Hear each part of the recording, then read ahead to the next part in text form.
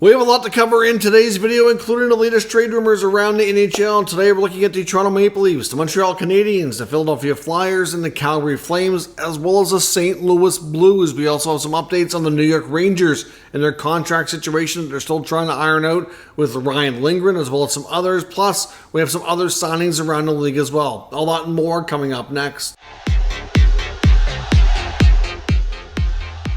So welcome back to another video here at Top Shelf Hockey. As I mentioned, we have lots to cover here today. I just want a quick update as well. I know I just got one of my new versions of my new Top Shelf Hockey t-shirts. If you're interested in supporting the channel and purchasing a t-shirt, I'll put up a link in the pinned comment down below with a 20% off code as well. So certainly check that out if you haven't had time or opportunity to purchase any of our merch before. I just wanted to do a quick summer special because we haven't ran a promotion for the shirts or hoodies or anything in a while. There will be some hoodies and hats and other Top Shelf Hockey merch in the store as well, and the code will apply to anything in the store. So again, anything you buy supports the channel. Your support's always greatly appreciated. On to today's news, some signings to take a look at here. We have the New York Rangers signing defenseman Chad Rubeedle. Of course, he came over from Pittsburgh near the NHL trade deadline. He does remain with the Rangers, signs as a depth role, 1 year, 2-way contract. It's league minimum $775 at the NHL level, but he does have a big guarantee amount of $450,000, so he'll be paid a bigger salary when he does play in the American Hockey League, and of course he'll get at least some NHL games there as well. A couple of signings with the Boston Bruins. The Bruins have signed Alec Regula. He gets a 1 year, 2-way deal. League minimum at the NHL level, but $215,000 guaranteed. So again, a bigger AHL contract. They've also signed Michael Callahan. Also gets a 1 year, 2-way deal as well. And the Columbus Blue Jackets avoid arbitration and come to terms with a young goaltender, Jet Greaves, who had a really strong performance in the American Hockey League playoffs this year. He gets a 2-year contract. The interesting part is in year 2, it's a 1-way deal. So the first year, which is coming up, will be a two-way contract. He'll have a salary of $800,000. In year 2, it's a 1-way contract, and he'll have a salary at the NHL level of $825,000. So obviously, he's going to be expected to be on the Columbus roster full time next season. It's not the coming one, but the one after. So, we know that the situation with the Columbus goaltending is certainly likely going to change. We know that goalie Elvis Merzlikins wanted to be moved. Don Waddell has come out and said, he basically doesn't think it's possible right now that the way the last couple of seasons have gone, he doesn't know that contract's really tradable.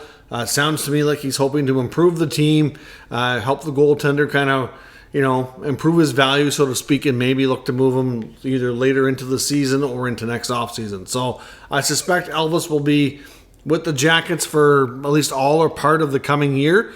But the year after, maybe we'll see some guys like Greaves and their other young goalie, which is Tarasov, maybe to have a chance to take over. So we'll see what the Blue Jackets do here. But looking good for Greaves to get into the NHL on a little bit more of a full-time basis in the not-too-distant future. A couple other signings as well involve prospects and young players leaving to go elsewhere for I think it's the second or third time this offseason. A New York Islanders prospect is leaving to sign overseas. Otto Koivula, who has been with the Islanders for some time in their system, has left to sign a 2-year deal in the SHL with the Vaxo Lakers.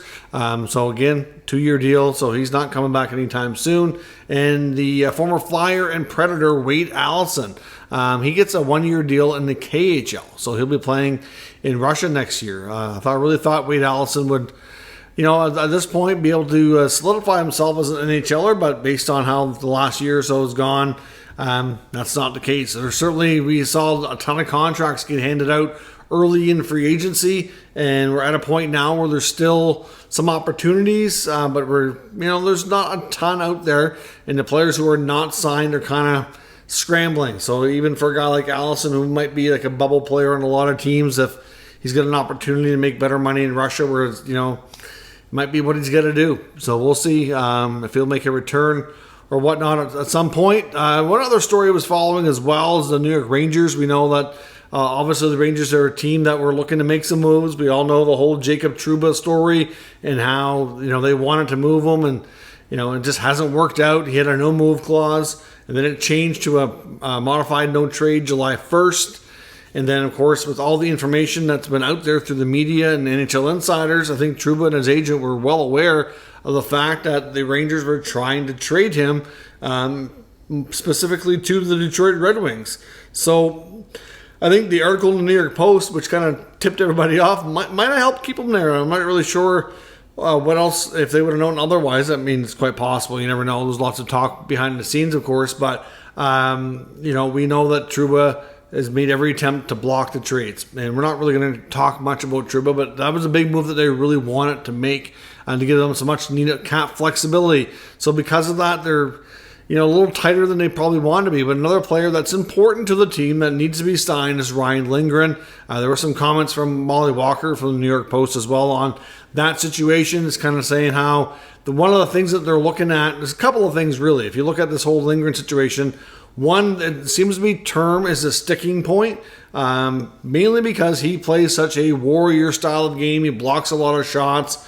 He may not have as long of a career as some guys just because the way he plays takes such a beating on his body, right? So it's not an easy style to play. I don't know how many games I've watched in the course of even one season where he leaves, you think he's done, he's hurt, he's going to be out a while, and then he's back, So, the guy does everything for the team. Ultimate team player in that sense. Great defenseman who you want out there in the dying minutes trying to protect a lead or something like that. But, he needs a new contract, restricted free agent. Obviously, he's an important part of the team. But, obviously, term is a real sticking point because of the style. I think the Rangers are worried long-term about his body breaking down and missing time because of injuries and whatnot. So, there's that. The other thing here as well is that they've got some big extensions that are going to be eligible and can be due here shortly, including Igor Shesterkin, Alexis Lafreniere, K-Andre Miller. They're all going to be looking for term and more money as well. So, those extensions are all kind of looming here. And, Chris Drury's got to be careful with his dollars. And then the other big thing is that they want to make sure they get this right because as much as they value Lindgren, there was some talk. I've seen some suggesting that he might be a trade piece this offseason, but at the same time, he also is the D pair for Adam Fox. Adam Fox is your highest paid defenseman, arguably your most important defenseman.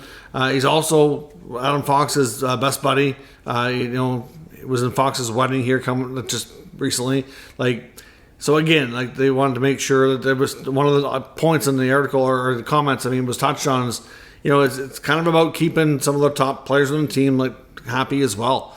But all that said, all aside, term will be the big factor. So I'm not sure how quickly or how long drawn out this is going to get. We'll see. Obviously, arbitration can be a factor here too. So with the Ryan Lindgren contract, term definitely a sticking point. They've got lots of big raises coming up for some of these guys.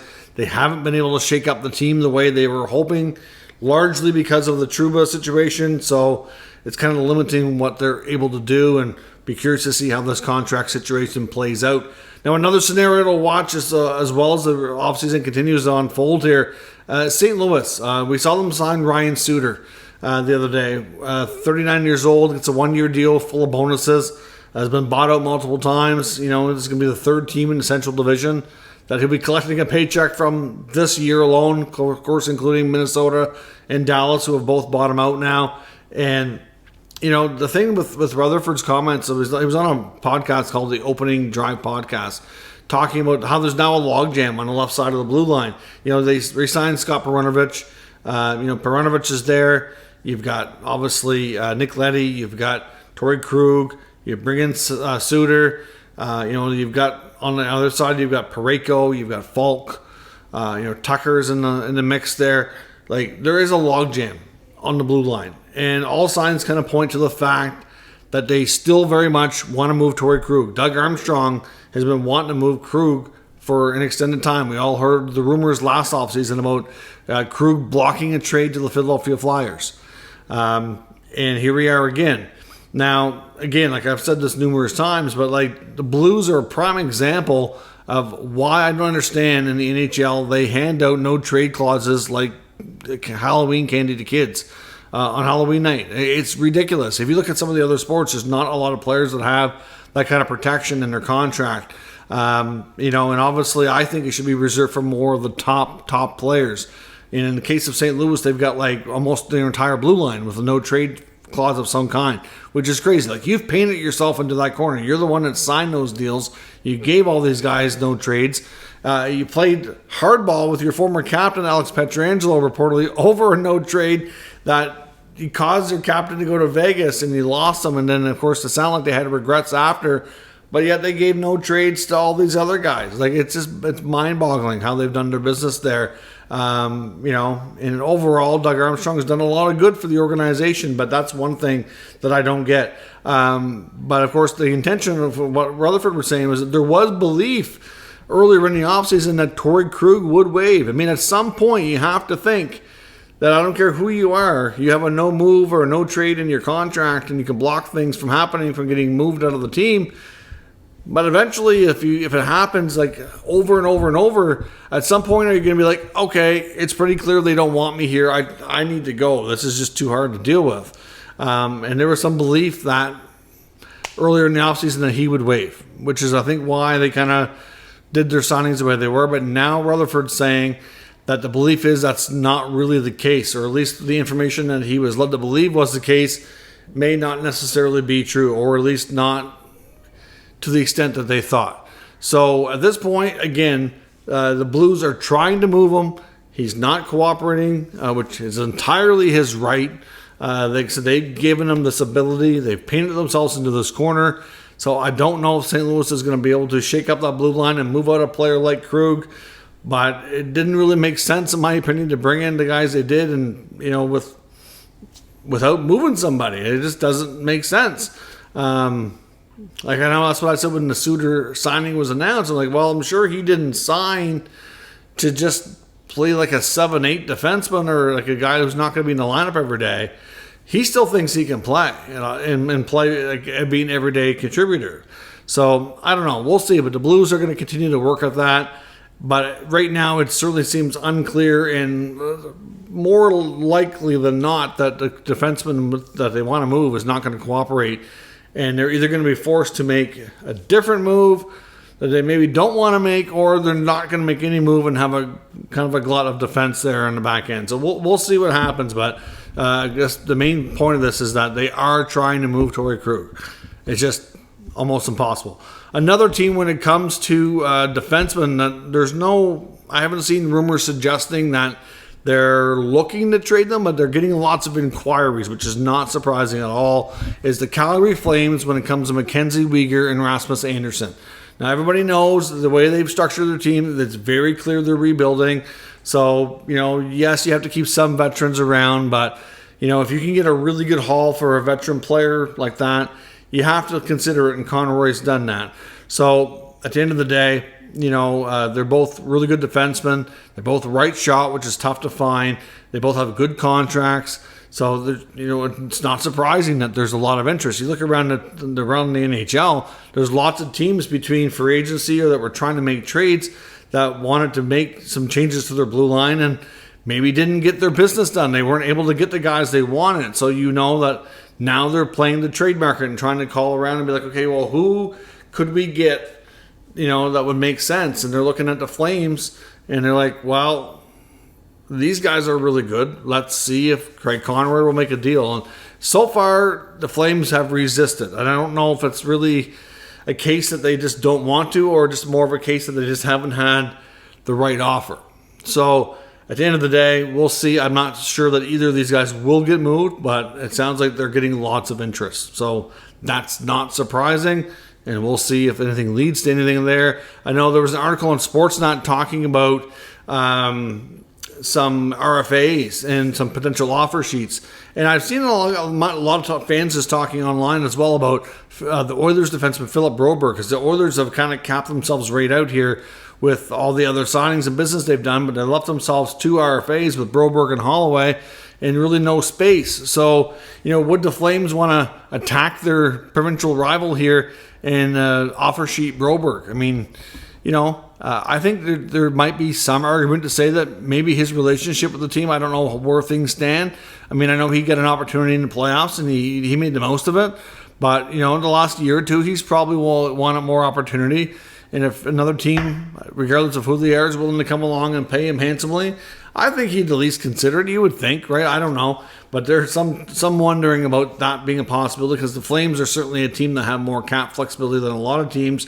There's also some talk about Calgary maybe being a team that other teams will be calling to take on maybe an unfavorable contract with sweeteners, of course, as the Flames look to rebuild and add more assets.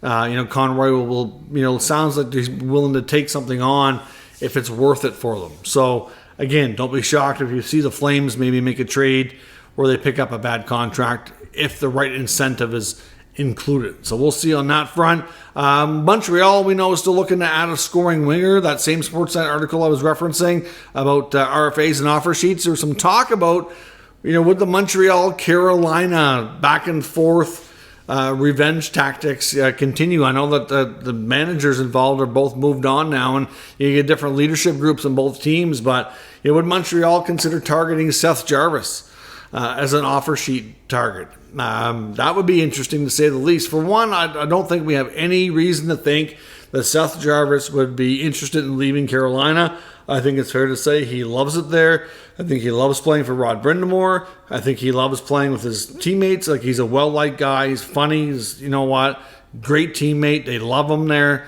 Fan favorite.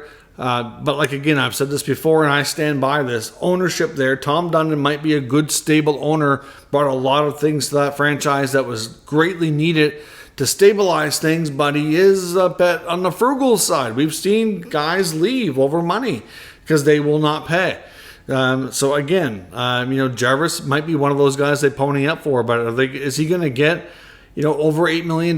Probably not. It's going to have to be, less than some of the top contracts on the team, right? So again, you just have to think, would a team want to kind of attack Carolina here? Not to say that they don't have the room and ability to match, but like the Aho situation, do they want to pay a lot of signing bonus money, and do they want to pay a bigger AAV? Would it get Seth Jarvis thinking if some team come along and offer him a ridiculous amount, right? It might not be an 8-year deal. Maybe it's a 2-year deal. Maybe it's, $10 million or $9 million or something crazy.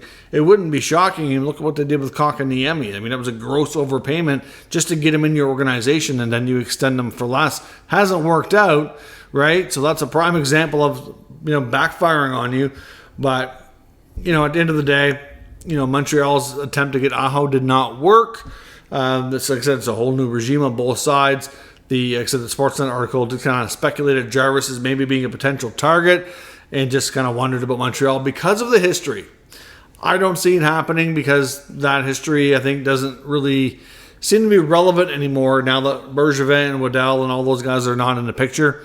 But I wouldn't be completely shocked if some team had the gonads here to attack Carolina with an offer sheet. So we'll see. It's rare. It probably won't happen, but it would be interesting nonetheless. Toronto, Mitch Marner, we don't really have any updates on a trade, but we do know that there's still a lot of conflicted media members out there who think he should be moved. But one interesting tidbit, of course, Marner recently had his big event that he has every summer. It's a 6th annual Marner All-Star Invitational, which is part of the Mitch Marner's Marner Assist Foundation charity group that he created. For the first time in its history of this event, there was no media allowed to attend. It was media free. So essentially making it that he did not want to deal with media, does not want to talk to anybody on the record, probably tired of hearing all the fuss and everything about his his future in Toronto, whether or not it's in Toronto or not. It just led to a lot of people to think that, maybe he thinks and understands that this is maybe the end of his time in Toronto and just doesn't want to, really get into the speculation and whatnot. Really, what's he going to say? At the end of the day, if the Leafs want to trade him, and the belief is that they've had some conversations and they've just never really gotten to a point where they were serious enough about it, that's not really entirely up to him. And if they also don't want to offer him an extension, if they want to change up the team, again, that's not entirely up to him. So as much as, this is getting a little bit of attention negatively for not talking to the media, like, I don't know. I mean, to me, I think it's because he wants to not deal with any of the rumors. He doesn't want to deal with any of the speculation. I get that. Sometimes you're better off to deal with it, or you make it worse and you just create more talk around it and more talking points, which I think might be what's happened here. Like Zach Hyman's got a big event coming up. Leon Draisaitl going into last year of his deal. He's got lots of speculation around him right now. And I know it's different, but again, he's going to the event. They're talking to the media, just being handled completely differently. So I don't know if it really tells us anything about Marner's future. I just kind of wonder myself. The first thing that came to my mind is, maybe he's just tired of dealing with the circus of the media in Toronto. Maybe he is ready for a move. And maybe at some point, whether it be this summer or into next year, he just says, you know what? If you want to move me, just move me. I'm ready for a quieter place to play, so to speak. Just kind of makes you wonder with how that's been handled. So we'll see on that front if it means anything or not. The last piece of business I want to talk about as well involves the Winnipeg Jets and the Philadelphia Flyers.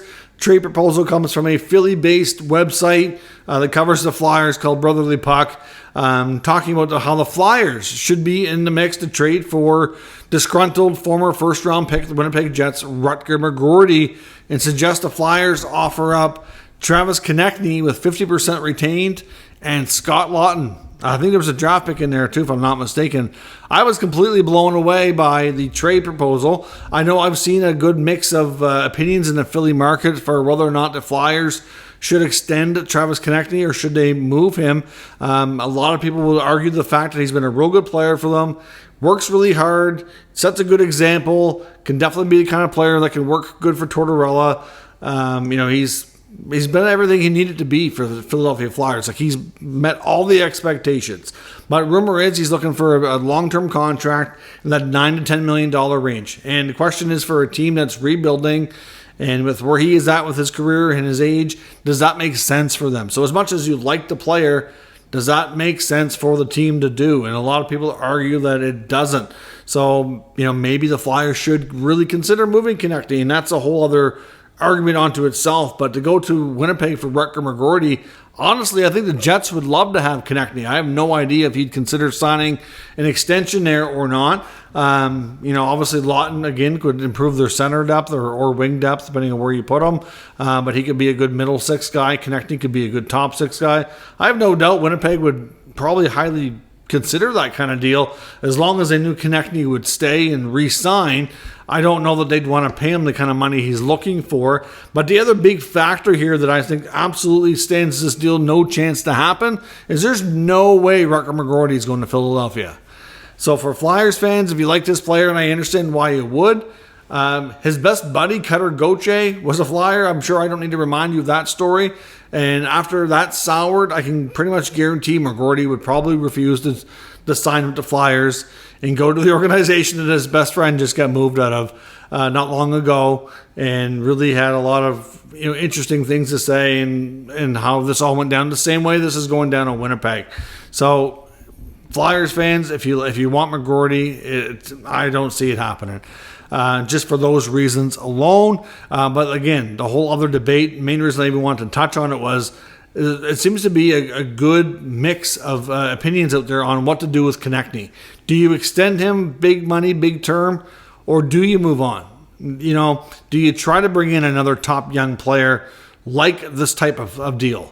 Does that make sense for Philadelphia more than signing him? I've seen all the arguments for and against, and I'd love to know what everybody thinks in the comments. So let me know your thoughts on that and everything else discussed here today in the comments, and we'll discuss further. If you're new to the channel, make sure you subscribe and stick around. We'll keep you up to date with all the news, rumors, and analysis of all 32 NHL teams. Thank you for watching. I'll catch you next time.